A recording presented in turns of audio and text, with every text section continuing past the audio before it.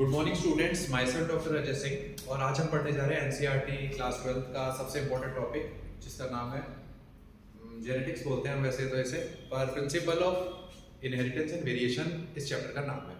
NEET point of view से काफ़ी important है।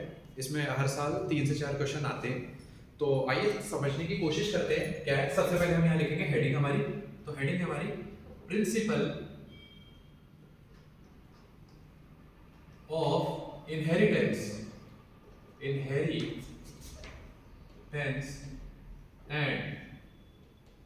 वेरिएशन। थोड़ा सा इंट्रो ले लेते हैं अपन इसको समझने से पहले। आपने कभी देखा होगा अपने घर में, जैसे आपके कभी रिलेटिव देखे होंगे, किसी के कोई न्यूबॉर्न बच्चा पैदा होता है तो उसके अक्सर नक्श मिलाए जाते हैं कि ये अपने मदर से कितना रिजेंबल करता है, अपने फादर से ये कितना रिजेंबल करता है, इसकी आंखें किसके जैसे किस पे गई हैं, इसकी नाक किस पे गई है। हम ऐसा क्यों करते हैं? क्योंकि वो पता है कि हमारे रिलेटिव से किसी न किसी से मिलता जुलता होता है। तो हमने उसको देखा कि मैं रिजेंबल कर रहा है, तो क्यों कर रहा है? क्योंकि वो हमारी फैमिली का जेनेटिक मटेरियल होल्ड करता है कहीं ना कहीं, और ज्यादा मटेरियल जो है उसके फादर और मदर के जरिए ही आया है। दो टाइप का जेनेटिक मटेरियल होता है, एक तो उसका आधा हाफ तो फादर से आया और आधा जो है उसका मदर से आया हुआ है। तो इनके जेनेटिक मटेरियल की वजह से उनके पूरे रिलेटिव में कुछ ना कुछ उनका मिलता जुलता लगता होता है। तो अगर हम बात करें इस चैप्टर के अंदर हमें क्या पढ़ना है, आपने ह्यूमन रिप्रोडक्शन में ऑलरेडी पढ़ रखा होगा कि मेल गैमेट होता है और फीमेल गैमेट होता है। तो मेल से मेल गैमेट और फीमेल से फीमेल गैमेट आता है, वो फ्यूज होते हैं, जाइगोट बनाते हैं और वो एक बच्चे को जन्म दे देते हैं। आगे जाइगोट फिर एम्ब्रियो, तो वो आगे टू एम्प्लॉयडी का एक इंडिविजुअल पैदा कर देते हैं। तो उसमें अपने पेरेंट्स या माता पिता के दोनों के मिलते जुलते गुण होते हैं। इतना आपने पढ़ा होगा। सेल डिवीजन के अंदर आपने गैमेट फॉर्मेशन ऑलरेडी पढ़ा होगा मियोसिस के अंदर।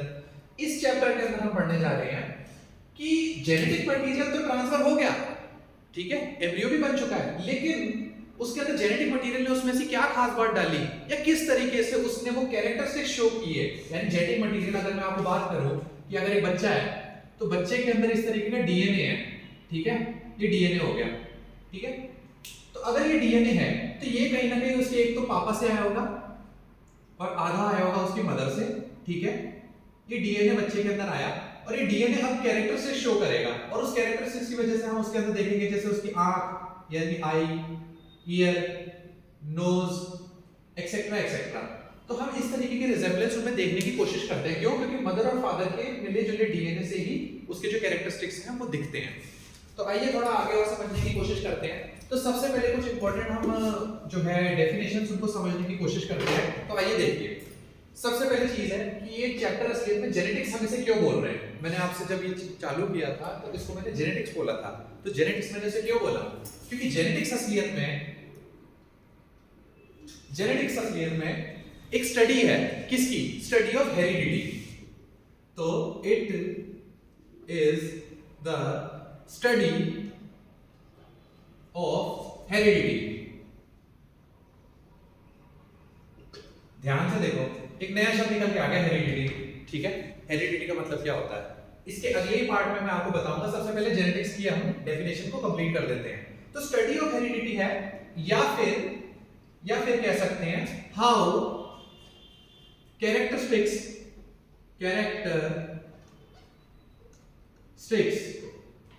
Of living organism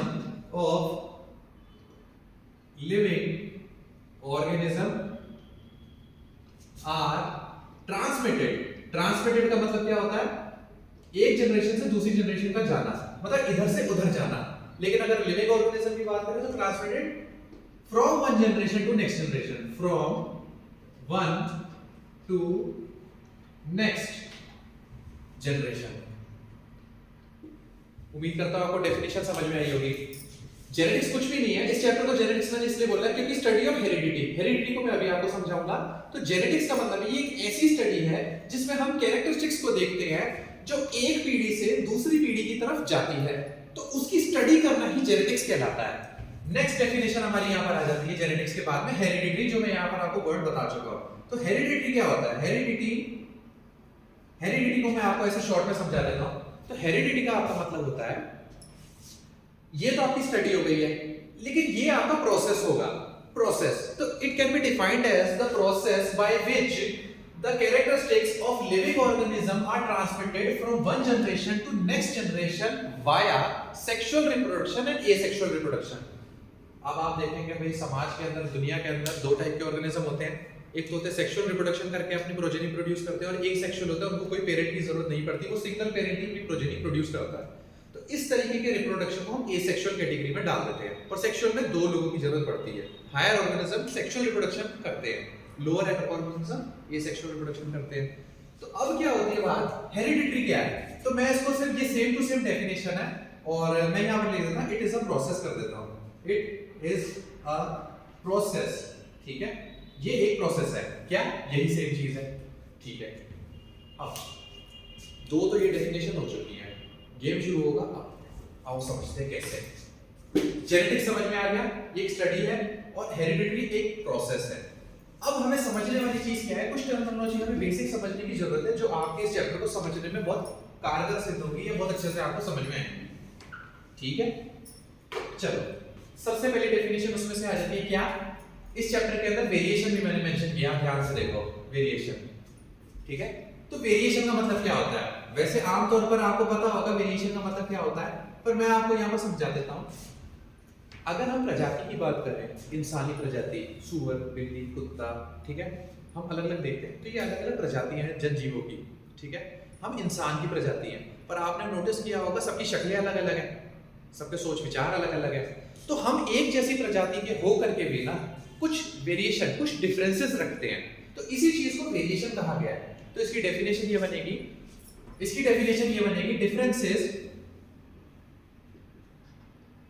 differences between member of same species, समझ में आया? एक जनजाति के अंदर भी हल्के हल्के वेरिएशन होते हैं, डिफरेंसेस होते हैं, कुछ अलग अलग चीजें होती हैं, उन चीज को वेरिएशन कहा गया है। तो मैं समझता हूं आपको इतना समझ में आ गया होगा। आगे समझने की कोशिश करते हैं। अगली डेफिनेशन क्या होता है, हमारा जो डीएनए मटेरियल होता है, अगर आप बेसिक पहली क्लास में पढ़ रहे हैं तो आपको मेरे को इतना बताना जरूरी है। देखो, हमारी बॉडी असलियत में, अगर आपने केमिस्ट्री पढ़ी होगी, तो केमिस्ट्री के अंदर क्या होता है, एटम्स होते हैं। हम उसे क्या बोलते हैं, स्मॉलेस्ट और अनडिवाइडेबल पार्ट बोलते हैं, अनडिविजिबल पार्ट बोलते हैं। लेकिन अगर हम बायो की बात करते हैं तो वहां पर असलियत में सेल्स होती है, सबसे छोटी यूनिट होती है, और इसके अंदर इसका ये सेंटर पार्ट होता है न्यूक्लियस। सेल सबसे छोटी यूनिट है, जैसे केमिस्ट्री के अंदर एटम होता है ना, ऐसे ही बायोलॉजी की सबसे छोटी यूनिट होती है सेल। सेल का मतलब ये होता है, it is the basic structural and functional unit of life, यानी एक लाइफ को चलाए रखने के लिए उसका सबसे बेसिक स्ट्रक्चर और बेसिक फंक्शन परफॉर्म करने वाली सबसे छोटी से छोटी एंटिटी सेल है। तो आप ये सेल देख सकते हो। अब हमारे अंदर बॉडी के अंदर क्या होता है, हम अब इतने बड़े आदमी दिख रहे हैं हम तो, ठीक है। तो क्या होता है, जैसे अगर कोई आदमी है, मैं मानता हूं कि इसका नाम है चिंटू, तो आपको क्या लगता है कितनी सेल से मिलकर बना हुआ होगा?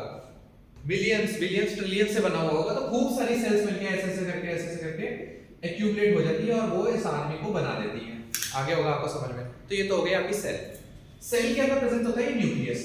इसको आप ऐसे समझ सकते हैं कि जैसे हमारा दिमाग होता है, ब्रेन होता है, वो पूरी बॉडी के फंक्शन को चला रहा है। हम हाथ पैर चला रहे हैं, पैर उठा लिया मैंने, मैं बोल पा रहा हूँ, लिख पा रहा हूँ, ये मैं अपने ब्रेन से फंक्शन कर रहा हूँ। इस सेल के सारे फंक्शन को गवर्न इसका न्यूक्लियस करता है। इस न्यूक्लियस के अंदर प्रेजेंट होता है हमारा डीएनए। वही डीएनए वही जो फिल्मों में आपने सुना होगा बहुत अच्छे से। अगर एंटरटेनमेंट फिल्म की बात करें तो उसमें तो डैडीज नाजायज औलाद बोलता है असलियत में, लेकिन ऐसा नहीं है। तो ये वही डीएनए है जिसमें से इसका आधा पार्ट आपके पापा से आता है और आधा पार्ट आपकी मदर से आता है। इन दोनों का डीएनए मिलता है और ये आपका डीएनए बन जाता है। तो मैं यहां लिख देता हूं आपका डीएनए, ठीक है। अब ये डीएनए हो गया।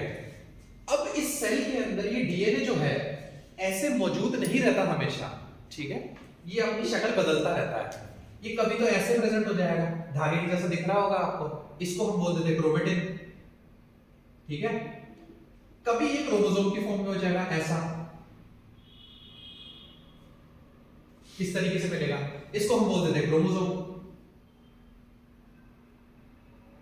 ठीक है। तो ये डीएनए जो है अपनी शक्ल बदलता रहता है। वैसे तो ये डीएनए की अनकॉइलिंग हुई हुई है। आप ऐसे समझो, आप धागे की गिट्टी पकड़ के बैठे हुए हो, वो कॉइल्ड है पूरा का पूरा, लेकिन अगर आप उसे खोलोगे तो कितने मीटर और कितना लंबा होता चला जाएगा। अगर इस डीएनए को ऐसे खोल दूं ना मैं, इसको, ये कॉइल्ड डीएनए, जैसे होता ना बचपन में मांझा ऐसे अपन लपेट लेते थे हाथ पे, बस ये वो चीज है। लेकिन अगर हम उसको खोलेंगे तो ये 2.2 मीटर निकला है एक सेल के अंदर, यानी एक सेल के अंदर 2.2 मीटर डीएनए है। तो आप सोचो कितनी इसकी ज्यादा कॉइलिंग की होगी कि वो इतना माइक्रोन में जा चुका है उसका साइज, ठीक है। अगर और मैं आपको एक फैक्ट की बात और बताता हूं, ये आपकी जो एक सेल है ना, इसमें 2.2 मीटर है और हमारी बॉडी के अंदर ट्रिलियंस के अंदर सेल्स हैं ऐसी। तो अगर हर किसी ट्रिलियन के अंदर अगर 2.2 मीटर जोड़ देना तो आप एक शरीर के सेल से इतना डीएनए धागे से धागा जोड़ सकते हो कि आप सूरज और धरती के 18 चक्कर काट सकते हो, ठीक है। ये खास बात है इसकी। तो मेरे को यहां तक इतना समझाने की नौबत थी क्योंकि मेरे को आपको क्रोमोसोम के बारे में समझाना था। तो क्रोमोसोम हाईली कॉइल्ड भी डीएनए मौजूद है। तो अब हम वापस से यहां पर आ जाते हैं। क्रोमोसोम होते हैं दो टाइप के। पहला हो जाता है यहां पर ऑटोसोम और दूसरा हो जाता है हमारा सेक्स क्रोमोसोम।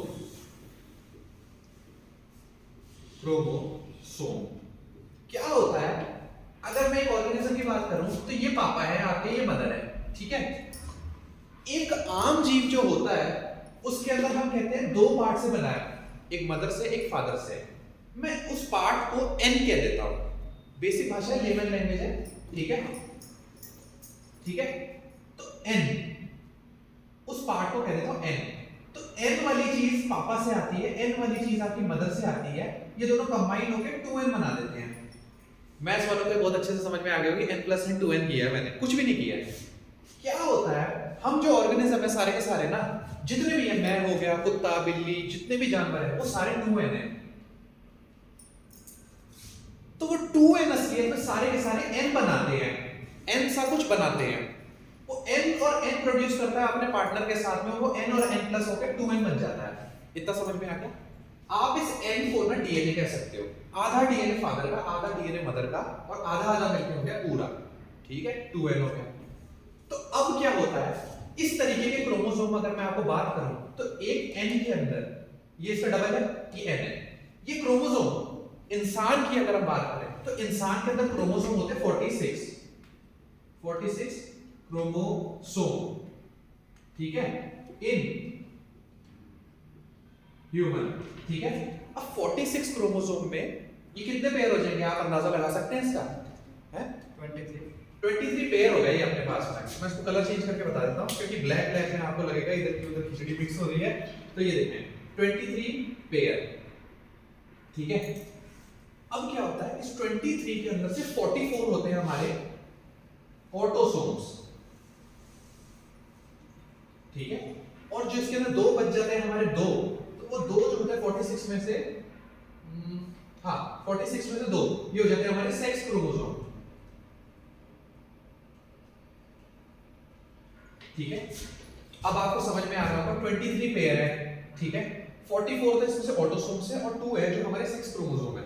अब आप इसका मतलब ये समझने की कोशिश करो कि हमारी पूरी बॉडी की जितनी भी नॉलेज है, जानकारी है, कौन सा प्रोटीन आपका नाखून बनाएगा, कौन सा प्रोटीन आपकी स्किन बनाएगा, कौन सा प्रोटीन आपकी आंखें बनाएगा, ये सफेद सफेद पार्ट स्क्लेरा बनाएगा, कौन सा प्रोटीन आपके बाल बनाएगा, कौन सा प्रोटीन आपकी नॉलेज डिसाइड करेगा, कौन सा प्रोटीन आपका आईक्यू बढ़ाएगा, कौन सा प्रोटीन आपकी पसंद नापसंद डिसाइड करने वाला बनाएगा, कौन सा प्रोटीन आप पे कितना आईक्यू बढ़ेगा। आपकी पूरी जितनी भी आर्किटेक्चरल डिजाइन है ना आपकी पूरी बॉडी की, वो सारी की सारी 44 ऑटोसोम्स के अंदर है।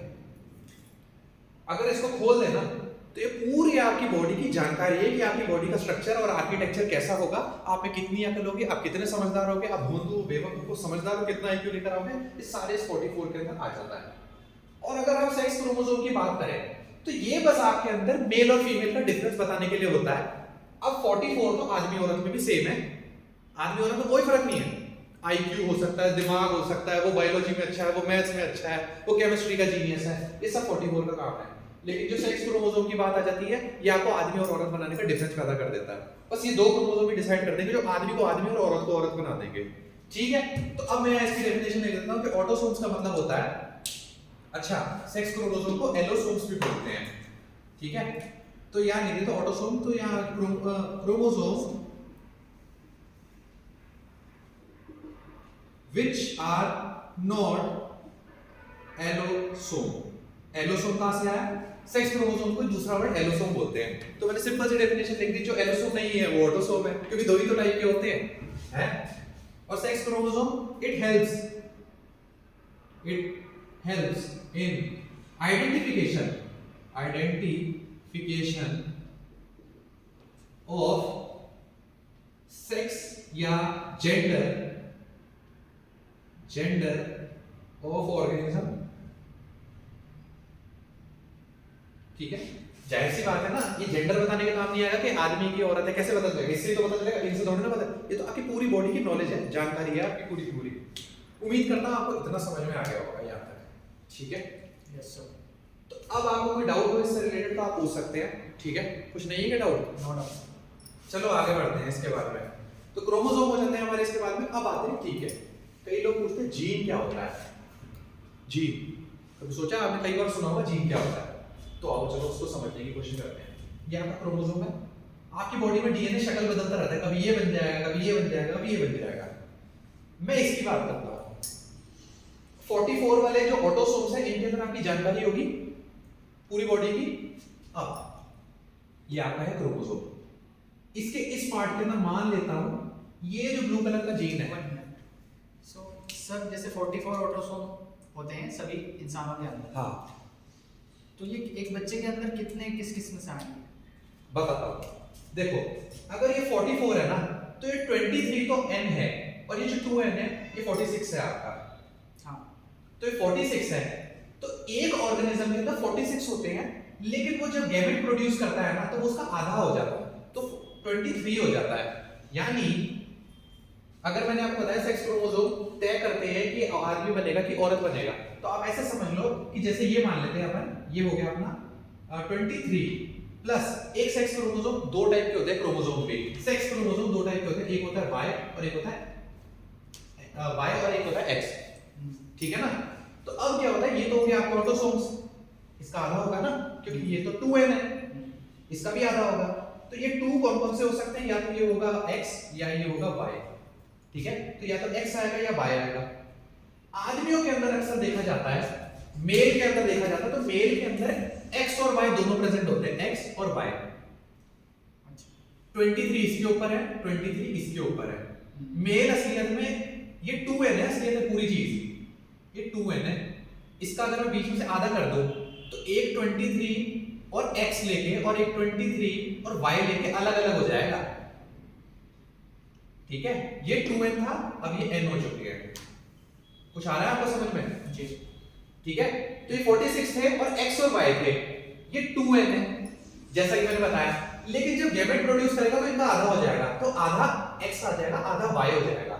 मेल की पुष्टि कैसे होती है कि भाई होता है ना, कन्या भ्रूण हत्या होती है, औरतों को मारा जाता है, मतलब माँ के गर्भ में ही मार दिया जाता है। तो पता कैसे चलता है कि वो औरत है कि आदमी है ना? कैसे पता चलता है? उनके है ना एम्नियोटिक फ्लूइड, आप ऐसे समझ लो एक सेल उठा लेते हैं इस तरीके की, उस सेल को माइक्रोस्कोपिकली वो जान लेते हैं।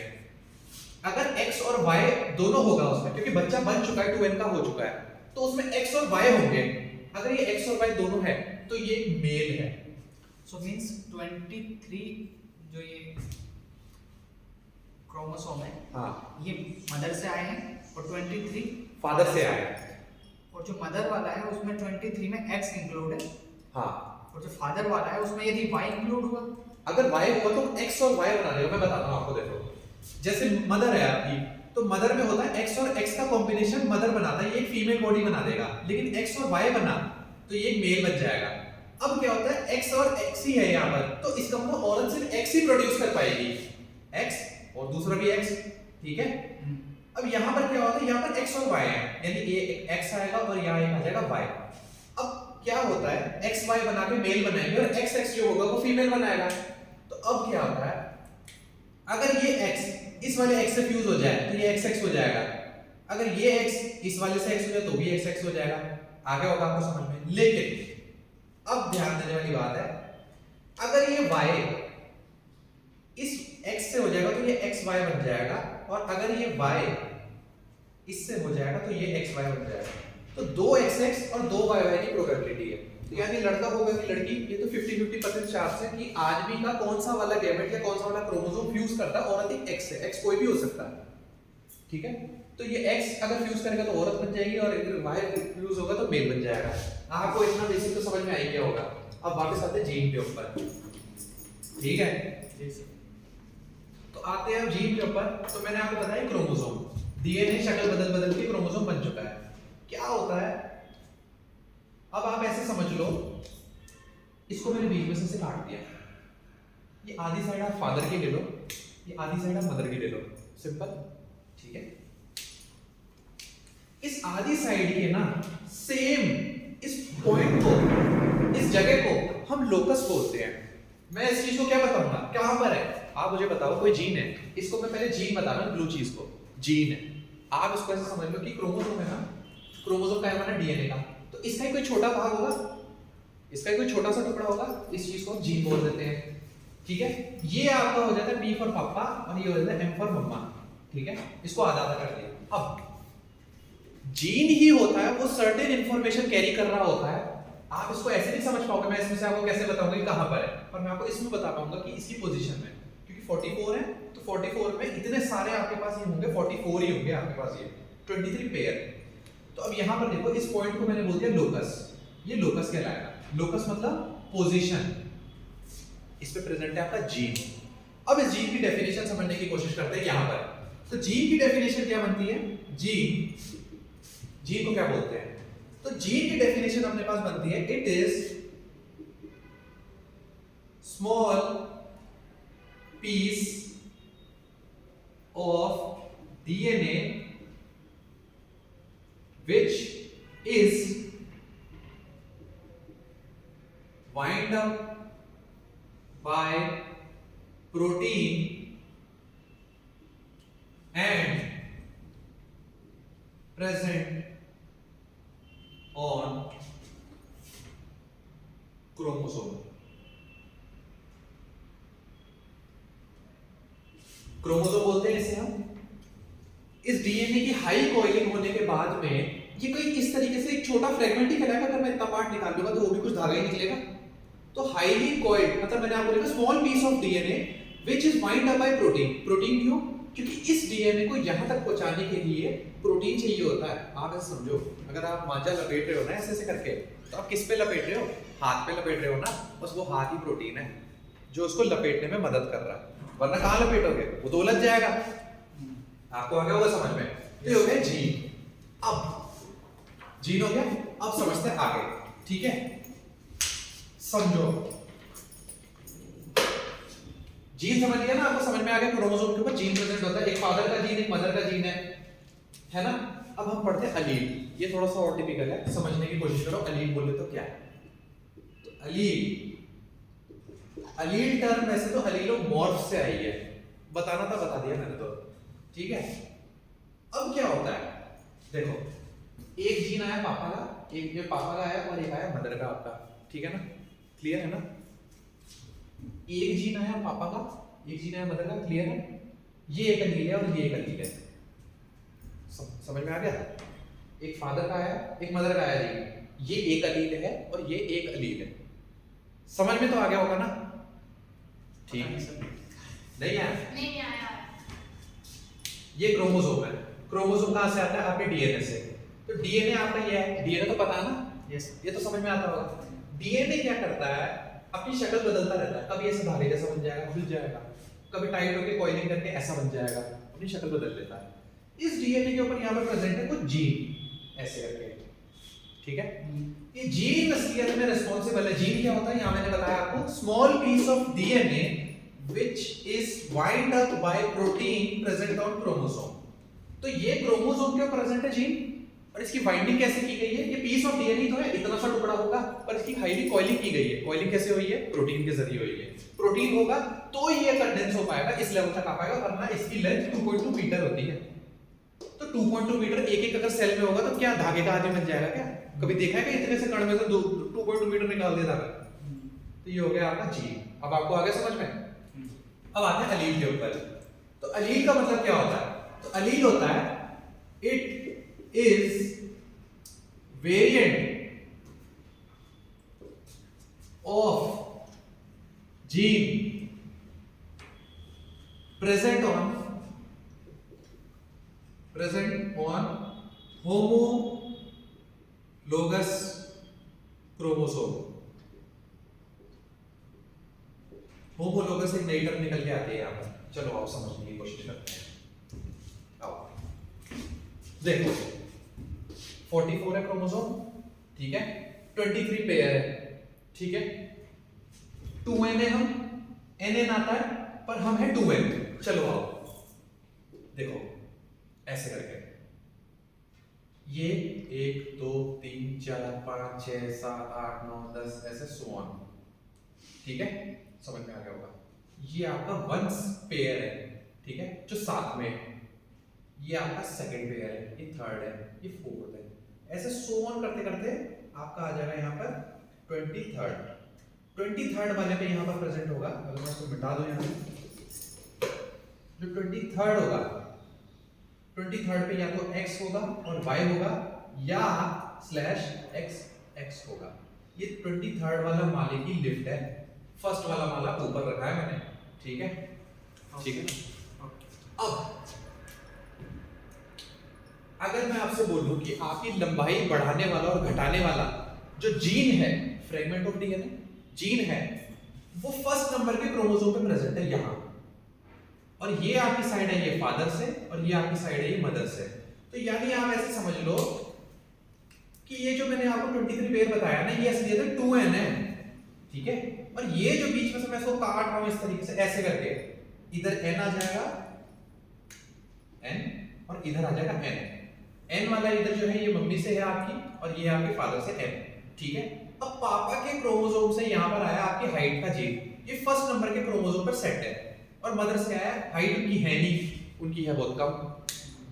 फादर की मान लो है 6 फुट हाइट है, या मान लो 5 8 हाइट मान लो 5 8 है, तो उनके पास था जीन यहाँ पर, और मदर के पास है इसलिए हाइट कम, तो इसको हम मान लेते हैं ये भी यहीं पर ही प्रेजेंट होगा।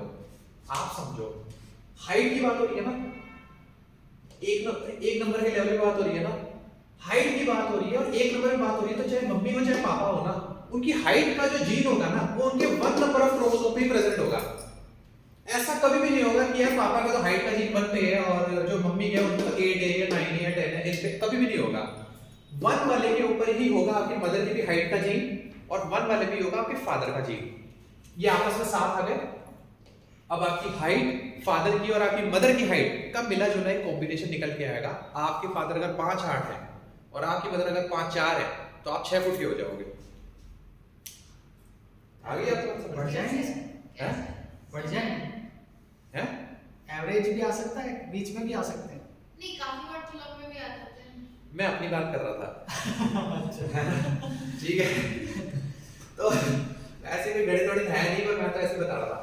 समझाने का तरीका बस ये कि एक वेरिएंट है जीन का, जीन है अपना ये, एक जीन यहाँ प्रेजेंट है, एक जीन यहाँ प्रेजेंट है, तो वे आपस में ही मैच करेंगे अपने साथ। क्या लेंथ का जो जीन है वो लेंथ के जीन से ही मैच करेगा, दोनों अलग अलग। लेंथ का जीन नहीं कहेंगे, नंबर ऑफ क्रोमोसोम कहेंगे, क्योंकि हमारी बॉडी में क्रोमोसोम नंबर में है ना, मैंने आपको नंबर गिना दिया ना, मैं लेंथ में आपको 44 कैसे बताऊंगा। आप इसको एक माले की बिल्डिंग समझ लो कि भाई ये तो यार ये तो 23 माले की बिल्डिंग है, 23 माले की बिल्डिंग है, पहले वाले के ऊपर यहाँ पर ये है, और उससे देखो नीचे जाते हैं तो हाइट जो है वो पहले पे है, तो इधर भी माले भी पहले पे ही होगी। तो इसी पेयर को होमोलोगस क्रोमोसोम कहा गया है, ठीक है। सेम माले पे सेम माले पर सेम क्रोमोसोम है मम्मी का और सेम है पापा का ना, ये क्रोमोसोम है ना, पापा का हो गया मम्मी का हो गया, सेम वाला है, इसको तुम कंसीडर कर लो, ये फर्स्ट वाले की बात हो रही है, ये यहाँ पर प्रेजेंट है, ठीक है ना। तो सेम वाले के ऊपर प्रेजेंट है, तो ये यहाँ पर बता रहा है कि ये भी एक अलील है, ये दोनों जीन है, लेकिन ये एक अलील है और ये एक अलील है। अगर मैं बोलूं पापा का है या मम्मी का है तो दोनों जीन, लेकिन अलील मैंने आपको क्यों बताया, क्योंकि आपको अब हाइट है, हाइट का ये जीन है, पर हाइट कम किसकी और ज्यादा किसकी है, वो अलग अलग अलील है। मैं अगर आपको बोलूं हाइट है, हाइट कितनी है, छोटी हाइट वाला भी हाइट वाला है, बड़ी हाइट वाला भी हाइट वाला है, क्राइटेरिया क्या है समझने का, वो अलील है असलियत में, ठीक है। तो अलील की डेफिनेशन में लिखा है वेरिएंट ऑफ जीन, जीन है वैरायटी, वेरिएंट वैरायटी, समझ में आ रहा है, लंबी हाइट छोटी हाइट है, हाइट पर वैरायटी। तो it is the variant of gene present on homologous chromosome. तो होमोलोगस क्रोमोसोम मतलब एक माले की बिल्डिंग, होमोलोगस क्रोमोसोम। इसकी दूसरी टर्मिनोलॉजी आ जाती है यहाँ पर हमारे पास में हेटेरोलोगस क्रोमोसोम। तो अगर मैं यहाँ पर बोलूं हेटेरो लोगस क्रोमोसोम, तो वो हो जाता है 1 है तो 4 की बात हो रही है, 2 है तो शायद 9 की बात हो रही है। समझ रहे हो? तो कहने का मतलब ये इस चीज को हेटेरोलोगस क्रोमोसोम कहा गया और होमोलोगस है, सेम वाले पे प्रेजेंट है। ठीक है, अच्छा सेम होगा तो वो होमोलोगस होगा, हाँ। डिफरेंट होगा तो वो हेटेरोलोगस। वो हेटेरोलोगस हो जाएगा। तो डेफिनेशन के अंदर बताया गया कि एलील तो वही होगा जो जीन का वेरिएंट हो और वो होमोलोगस क्रोमोसोम पर हो। मतलब हाइट अगर यहाँ पर है तो यहाँ पर जरूर उनकी इंटेलिजेंस का हो सकता है, इंटेलिजेंस का जीन यहाँ पर मौजूद है। और अगर यहाँ पर हो सकता है उनकी स्किन का कलर हो सकता है, स्किन का कलर कि वो काला होगा, गोरा होगा, सांवला होगा, तो अलग अलग क्रोमोसोम पे होता है। जिस क्रोमोसोम के नंबर में मां के प्रेजेंट होगी सुंदरता, हाइट वाइट सब, उसी नंबर के क्रोमोसोम आज भी के फादर की प्रेजेंट होंगे, हाइट नॉलेज वगैरह ऐसे। समझ में आ गया होगा? ठीक है, तो ये तो थी हमारी बेसिक डेफिनेशंस, आपको आ गई समझ में। ठीक है, अब मैं एक ऐसे साइंटिस्ट के बारे में बात करने जा रहा हूँ, उम्मीद करता हूँ आपको समझ में आ गया। कोई किसी को डाउट हो तो आप सीधे सीधे पूछ सकते हैं। हेटेरोलोगस का एग्जांपल बताओ। क्या हेटेरोलोगस का एग्जांपल बताऊं? क्रोमोसोम हाइट वाला आपने बताया कि वो होमोलोगस होता है, ऐसे मैंने ये बता दिया कि हाँ होमोलोगस है, तो हेटेरोलोगस का क्या एग्जांपल बताऊं? एक पर्टिकुलर एग्जांपल मतलब सर जैसे हाइट का और मतलब ब्रेन का ले लिया, मतलब इंटेलिजेंस का, हाँ इंटेलिजेंस का ले लिया। तो मैं दोनों आपस में हेटेरोलोगस होंगे, हाँ राइट? हाँ, ओके। तो यही समझने वाला था। मैं समझा तुमको ये होमोलोगस क्रोमोसोम इसलिए रहा हूं, इसका अपोजिट ही हेटेरोलोगस है। पर मैंने होमोलोगस क्यों समझाया? क्योंकि अलील हमेशा होमोलोगस क्रोमोसोम पे ही प्रेजेंट होंगे, ये है तात्पर्य समझाने का। हेटेरोलोगस का कोई एग्जांपल नहीं होता, पर इसके अलावा हेटेरोलोगस होता है। अगर आप जेनेटिक्स में डीप जाएंगे तो आपको पता लगेगा, ठीक है, कि कुछ जो जीन होते हैं, ये तो चलो आपके हो गए यहाँ पर। अगर आप बेसिक से समझना चाह रहे हैं ना, तो इसलिए मैं आपको प्लांट से समझाना चाहता हूँ। एक पौधे से समझाऊंगा। हमारे एक खास साइंटिस्ट थे जिनका नाम था ग्रेगोर मेंडल। तो ग्रेगोर मेंडल की खास बात ये है कि इन सबको बड़ा प्यार था पौधों से, और पौधों में भी खासकर एक ही पौधे से प्यार था, पता नहीं क्यों, पता नहीं उनको शायद ज्यादा अच्छा लगता होगा। वो है अपनी मटर, मटर का प्लांट। इंग्लिश में बोले तो पीस, पीस सही बात बताया आपने। मीठे होते हैं सर, मीठे भी होते हैं, लेकिन उन्होंने तो जाने कैसे कैसे बना दिए थे। ठीक है, तो मैं यहाँ पर लिखता हूँ सबसे पहले ग्रेगोर मेंडल। ठीक है, इस आदमी की खास बात क्या है? इस आदमी की खास बात ये है कि इसने एक चैप्टर का नाम बढ़ा दिया है यहाँ पर, ठीक है, वरना हमें पढ़ना ना पड़ता है, इतना दिमाग कमाई हो रही है और कुछ नहीं।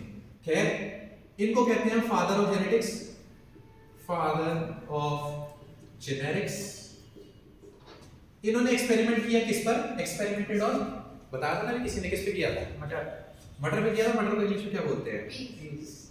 Piece, good. तो एक्सपेरिमेंटेड ऑन पीस। अगर ज्यादा पढ़े लिखे लोग पूछते हैं कि भाई पीस को आप बताओ, आप भी पीस ही बोलते हो क्या? नहीं नहीं, ऐसा नहीं है, बायोलॉजी वालों की इज्जत है, तो हम इसको बोलते हैं पाइसम सेटाइवम। ये इसका साइंटिफिक नेम है। अगर आप विदेश में जाओगे, वैसे तो अंग्रेजी में तो पीस ही बोलते हैं, पर साइंस इसे पाइसम सेटाइवम बोलती है। ठीक है, एक्सपेरिमेंटेड ऑन पीस। कितने सालों तक किया? ये पीस में इतना घुस गए, मटर मटर मटर मटर सोचते, इनको दिन रात मटर ही याद आते थे। इतने मटर मटर सोचे इन्होंने कि इनको पता ही नहीं लगा कि इनकी जिंदगी की असलियत में 7 साल निकल गए मटर मटर करते करते। तो इन्होंने 7 साल तक एक्सपेरिमेंट किए इस तरीके से। 7 साल तक मटर मटर की बातें करी इन्होंने। अरे बाप रे! और मटर ही क्यों चुना? क्या खास बात है? और मटर से इन्होंने ऐसा क्या सीख लिया? क्या जाना मटर मटर करके क्या मिला? तो इन्होंने प्रपोज की लॉज ऑफ इनहेरिटेंस, कुछ नियम बता दिए उन्होंने कि भाई मैंने देखा, ये वैसे मैथमेटिशियन थे, ये कोई बायोलॉजिस्ट आज भी नहीं है, बेवकूफ बना रहा है और कुछ नहीं, बायोलॉजी वालों को सही है मैथमेटिशियन। तो क्या है, इन्होंने यहाँ प्रपोज किए, propose laws of inheritance, laws of inheritance, inheritance. मैंने अभी आपको हेरिडिटरी बताया था, इनहेरिटेंस का आप मतलब समझ लो विरासत। विरासत आपके फादर आपके लिए कुछ छोड़ जाते हैं, आपकी मदर आपके लिए कुछ छोड़ जाती है, ठीक है। तो आपको कुछ छोड़ जाते हैं, यानी विरासत में आपको छोड़ गए, आप भी तो विरासती हो उनकी, लेगेसी, इनहेरिटेंस। तो इन्होंने लॉज बता दिए, कुछ नियम बता दिए, ऐसा ही होगा। ये मैथमेटिशियन थे, तो मैथमेटिशियन थे तो कैसी बात करेंगे? मैथ्स वाली बातें करेंगे? रूल्स बिल्कुल करेंगे ना। तो मैथ्स की बातें करते करते इन्होंने ये बोला कि भाई उनसे पूछा आपने लॉज दिए कैसे? क्या सोच के बना दिए? आप तो मैथमेटिशियन हो, बेवकूफी तो बना सकते हो। तो इन्होंने बोला कि सर मैंने दिए, किस क्राइटेरिया पे दिए, क्या सोच के बता दिए? मैंने बताया, मैंने थोड़ी सी मैथ वैथ लगाई, मैंने कुछ नहीं तो मैथमेटिकल लॉजिक लगाया और स्टैटिस्टिकल एनालिसिस लगाया, ठीक है। तो इन्होंने बोला based on mathematical logic and statistical क्या बोलेंगे इसको, मैथमेटिकल लॉजिक और स्टैटिस्टिकल क्या, एनालिसिस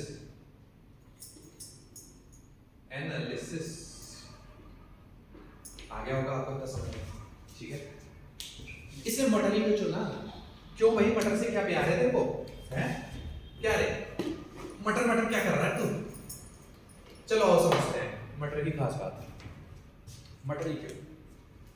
अब पर्सनली पसंद हो सकता है, पर मैं तो शायद किसी और पे ही करता है एक्सपेरिमेंट इस तरीके के, ठीक है हैं? पर चलो ठीक है, मटर की बात कर लेते हैं। मटर में क्या खास बात है?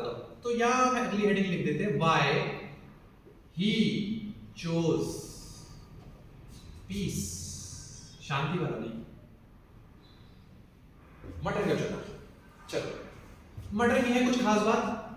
मटर का लाइफ स्पान जो है एक सीजन तक रहता है। कुछ होते हैं साल भर में फूल उगेगा, इसमें तो भाई साहब गेंदा फूल, ये फूल, वो फूल, इस सीजन में एक फूल होता है। वैसे फैक्ट वाली बात बताऊं, सिलेबस से नहीं है, नीलक कुरंजी उसका नाम है, किसी सुना है क्या? 12 साल में एक बार खिलता है वो भी साउथ में, ठीक है, साउथ में 12 साल में एक बार, और वो पहाड़ियों में खिलता है। तो देखने जाती है, बहुत आबादी जाती है 12 साल में एक बार देखने, ठीक है। इसका क्या है, तो मटर क्यों चुना? क्योंकि इसका life span is equal to 1 season. हर सीजन में मटर उगा रहा है, भर भर के मटर उगा रहा है। लो मेंटेनेंस, ज्यादा मेहनत नहीं करनी पड़ती, अपने आप उग जाएंगे, ठीक है। मेरे फादर एक कहावत कहा करते थे, उनके फादर मतलब मेरे फादर के फादर, वो ये बोलते थे कि पेठा और बेटा पड़े पड़े बढ़ते हैं, पैदा करके छोड़ दो अपने आप बड़ा हो जाएगा, पता ही लगेगा शेरपुर का होगा। अरे भाई रिश्तेदार बोल रहे हैं कि कभी पहले देखा तो सोचते अभी इतने बड़े होगा, क्योंकि पेठा भी ऐसे ही बढ़ता है, उसको बस छोड़ दो वो बड़ा हो जाएगा, अगली बार बड़ा ही दिखेगा लोगों। तो पेठा और बेटा पड़े पड़े बढ़ते हैं, लो मेंटेनेंस, ठीक है। लाइफ स्पान जो होता है इसका 1 सीजन का होता है, ठीक है। दूसरा पॉलिनेशन के बारे में हम समझते हैं। तो ये होता है एक तो सेल्फ पॉलिनेटेड,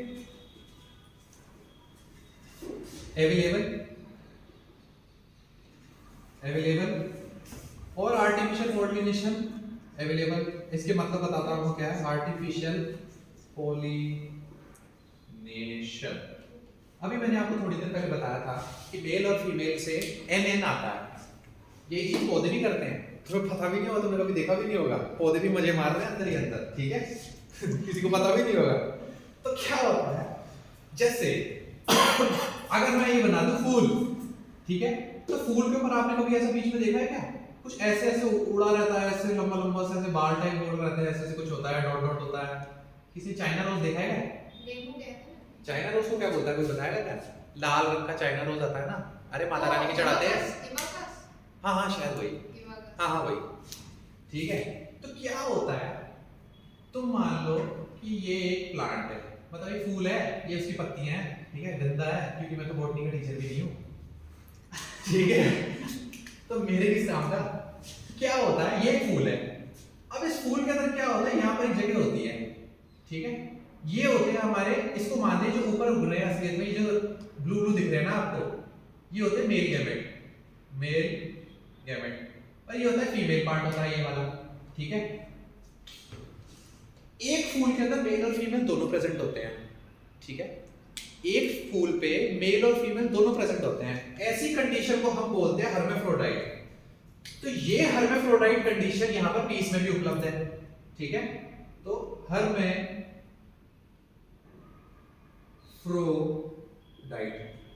प्रेजेंट। दूसरा बेनिफिट, अगर ये मटर का है, आपने भी देखा होगा मटर के पौधे के अंदर फूल उगता है ना, दो टाइप का होता है, एक तो पर्पल रंग का होता है और एक दूसरे कलर का होता होगा, शायद हरे रंग का होता होगा। पीले मटर और हरे मटर तो देखे होंगे, देखे हैं ना, पीले मटर हरे मटर देखे हैं ना, फर्क है कुछ क्या है? पीले वाले का छिलका थोड़ा सा पतला होता है असलियत में, उसको फाड़ते हैं कुछ भी फट जाता है, सूखा सूखा सा लगेगा इसके पीछे जान ही नहीं, पर मटर के दाने मजबूत निकलते हैं अंदर। नोटिस किया है क्या कभी? वो और थोड़ा अलग होता है क्या? मुझे लगा सेम। नहीं जेनेटिकली, अरे यार एक बार बताओ, जेनेटिकली तो चेंज है पर मटर तो सेम है, हमें तो मटर खाने हैं, छिलका तो गाय को खाना है। तो ये एक पौधा है, ऐसा ही सेम पौधा यहाँ पर भी होगा, ठीक है? तो पौधा बता क्या करें? तो इस तरीके से ये एक पौधा है, ये इससे भी गंदा है, दिल लगी हो जाएगी अभी इनकी। ये मेल का जो है पार्ट हवा से उड़ के ना यहां पर चला जाएगा, इसका एक अपना डीएनए है रेड कलर का, और इस पौधे का डीएनए अपना ब्लू कलर का, ठीक है? दोनों अलग अलग है, वो नीले रंग का फूल है, लाल रंग का फूल है, इसका ये पार्ट यहां पर उड़ के चला जाएगा, पता नहीं कैसे। आपने आंकड़े का जब पेड़ देखा होगा तो आंकड़े के अंदर कभी फटता है तो उससे तो बीज निकलते हैं, वो क्या है? वो ये है, उड़ते उड़ते नहीं जाता होता, हम समझ रहे हैं क्या हो रहा है, तो सुंदरता के लिए, कुछ सुंदरता नहीं है, मजे मार रहे हैं, ठीक है? तो ये मेल उड़ के यहाँ आना चाहता है, ठीक है? और यहाँ अगर मेल होगा, इसको काले रंग का बना लेते हैं, ठीक है? ये उड़ के यहाँ आना चाहता है। इस ट्रांसफर को पॉलिनेशन कहते हैं। तो मैंने यहां पर लिखा सेल्फ पॉलिनेटेड मतलब सेल्फ पॉलिनेशन अवेलेबल, यानी यहां का मेल तो यहां गिर सकता है, यहां का मेल भी यहां गिर सकता है। इस चीज को ऐसे समझ लो भाई नजदीकी रिश्तेदारों में ब्याह दिया और वही चाइना से जाके बहू लाया अपनी ऐसे करके, समझ में आया? नहीं वहां से किसी को लाना पड़ेगा ना वहां तक। अब हाँ लाना पड़ेगा, और उस पे एक चैप्टर भेज रहे हैं, कौन लाता है? हवा, हवा कईयों में पानी, कई खुडी डाल देते हैं हाथ से, कीट भी तो जाते हैं। हाँ कीट भी जाते हैं, मधुमक्खी जाती है, मधुमक्खी के ऊपर चिपक जाते हैं ये सारे के सारे, वो इनका रस पीती है और ये उसके ऊपर चिपक जाते हैं, फिर वो दूसरे फूल पर जाती है और यहाँ गिरा देती है। अगर आपने देखा हो अंजीर, कभी किसी ने खाई है क्या? अंजीर खाई है क्या? अंजीर के अंदर कीड़े निकलते हैं अक्सर, पता है किसी को? पता है निकलते हैं ना, क्यों निकलते हैं? क्योंकि अंजीर फल बनने के लिए उसमें एक कीड़ा आता है और वो वहां पर अपना घर बना लेता है, लेकिन आया तो सही, गया भी सही। तो ये पॉलिनेशन तो होता है उसके अंदर, और पॉलिनेशन के बाद ये फूल पॉलिनेशन हो चुका है, इसके बाद में यहाँ फल बनेगा, इस चीज का फल बन जाएगा, फूल के बाद ही फल बनते हैं, तो फल बनता है, वो फल खाता रहता है उसको, तो उसको हम बोलते हैं मौत और युग का रिलेशनशिप। तो इसका डीएनए लाल है, इसका नीला है, इसका लाल है।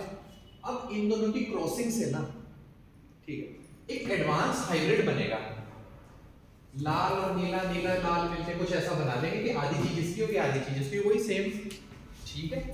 तो यहाँ पर सेल्फ पॉलिनेशन अवेलेबल है, सेल्फ मतलब यहीं पर गिर गया, खुद से इसे पॉलिनेट कर दिया, यहीं पे गिर गया। आर्टिफिशियल पॉलिनेशन है, मैं उठा के इस पर रख दूं और इसका उठा के इस पर रख दूं, तो आर्टिफिशियल। हर्माफ्रोडाइट, मेल फीमेल दोनों है, ये फीमेल पार्ट है, ये मेल है, ये फीमेल, ये मेल है, दोनों अवेलेबल है। इन्हीं सब खास बातों को देख के उन्होंने बोला कि मैं इसको घर पे उगा सकता हूँ पौधे को, जल्दी जल्दी उग जाएगा, एक एक सीजन में खत्म होगा, जल्दी जल्दी मुझे जल्दी रिजल्ट देगा, एक्सपेरिमेंट देगा, मैं इस पे लगाऊंगा अपना मैथमेटिकल जादू, और जादू से मुझे पता लग जाएगा इसका प्रोबेबिलिटी, और एनालिसिस से मुझे पता स्टडी में आसानी देगी, स्टडी मुझे आसानी रहेगी, मेरे को डेटा कलेक्ट करने में सालों इंतजार नहीं करना पड़ेगा, 7 साल के अंदर मैं इतने सारे उगा लूंगा, पता भी नहीं चलेगा। यही उनका एक कारण था कि भाई मैं मटर चाहता हूँ। उम्मीद करता हूँ आपको इतना समझ आ गया। If you have any doubts regarding this topic, then you can please ask me anytime, anywhere. If you want it right now, this is the best chance. I will give you instant discount for that. Thank you sir. Thank you. Welcome. Okay भाई, अच्छा lecture था। ये सब